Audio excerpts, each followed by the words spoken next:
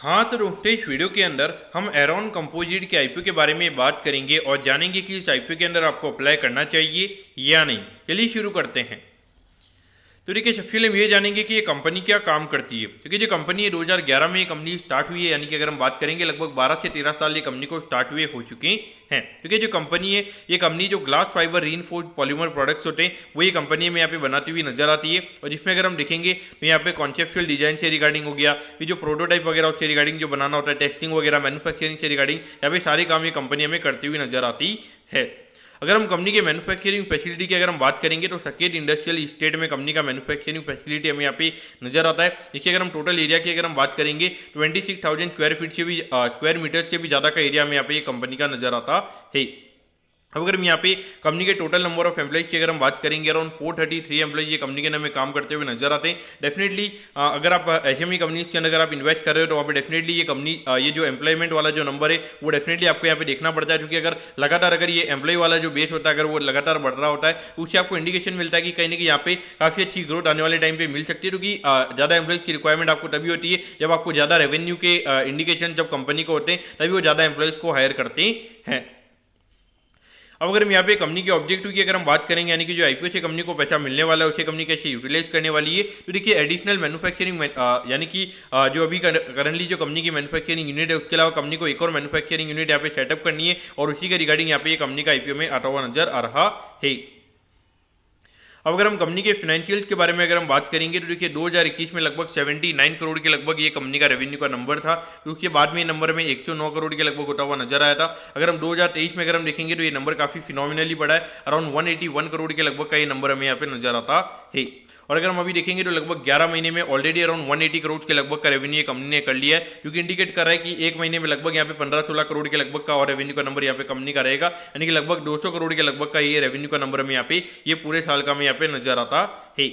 अगर हम प्रॉफिटेबिलिटी की बात करेंगे तो 2021 में हार्डली लगभग 2.5 करोड़ के लगभग कंपनी का प्रॉफिट का नंबर था। अगर हम अभी देखेंगे तो 11 महीने में ऑलरेडी अराउंड 9 करोड़ के लगभग का प्रॉफिट ये कंपनी ने कर लिया है, क्योंकि इंडिकेट कर रहा है कि लगभग पूरे साल का 10 करोड़ के लगभग का पैड ये कंपनी का में होता हुआ नजर आ सकता है। तो कहीं ना कहीं देखा जाए तो कंपनी के ग्रोथ के नंबर हमें यहाँ पे अच्छे नजर आते हैं। और अभी कंपनी एक लेवल पे पहुंच गई है, वहाँ पे अगर एडिशनल मैन्युफैक्चरिंग यूनिट अगर ये कंपनी ओपन करेगी तो वहाँ पे डेफिनेटली आने वाले टाइम पे और एक अच्छी ग्रोथ हमें यहाँ पे देखने को मिल सकती है। अब अगर हम आईपीओ की डिटेल्स के बारे में अगर हम बात करेंगे तो देखिए 28 तारीख को ये आईपीओ में स्टार्ट होता हुआ नजर आएगा और 30 तारीख को ये आईपीओ में क्लोज होता हुआ नजर आएगा। 125 के कट ऑफ प्राइस पे कंपनी में शेयर देती हुई नजर आ रही है। 1000 शेयर्स का हमें यहाँ पे लॉट साइज कंपनी का नजर आता है, यानी कि एक लॉट को अप्लाई करने के लिए 1,25,000 रुपये यहाँ पर आपको लगने वाले हैं। अगर हम इश्यू साइज की अगर हम बात करेंगे 56 करोड़ 10 लाख के लगभग का आईपीओ का इश्यू साइज हमें यहाँ पे नजर आता है। ये पूरा पैसा हमें कंपनी के पास में जाता हुआ नजर आएगा। और इसमें अगर हम रिटेल कोटा की अगर हम बात करेंगे अराउंड 35% के लगभग यहाँ पे कंपनी का रिटेल कोटा रहेगा। लेकिन में ऑलमोस्ट अगर हम देखेंगे तो 20 से 21 करोड़ के लगभग का रिटेल कोटा में यहाँ पे ये कंपनी का नजर आता है। और ये जो कंपनी हमें एनएससी का एचएम प्लेटफॉर्म पे ये कंपनी हमें लिस्ट होती हुई नजर आएगी। अब अगर हम टाइम टेबल के बारे में अगर हम बात करेंगे तो देखिए 2 तारीख को आपको पता चल जाएगा कि आपको अलॉटमेंट मिला ही, अगर अलॉटमेंट नहीं मिलता तो 3 तारीख को रिफंड मिल जाएगा। 3 तारीख को आपके डीमेट अकाउंट में शेयर आ जाएंगे अगर आपको अलॉटमेंट मिलता ही, और 4 तारीख को ये कंपनी में लिस्ट होती हुई नजर आएगी।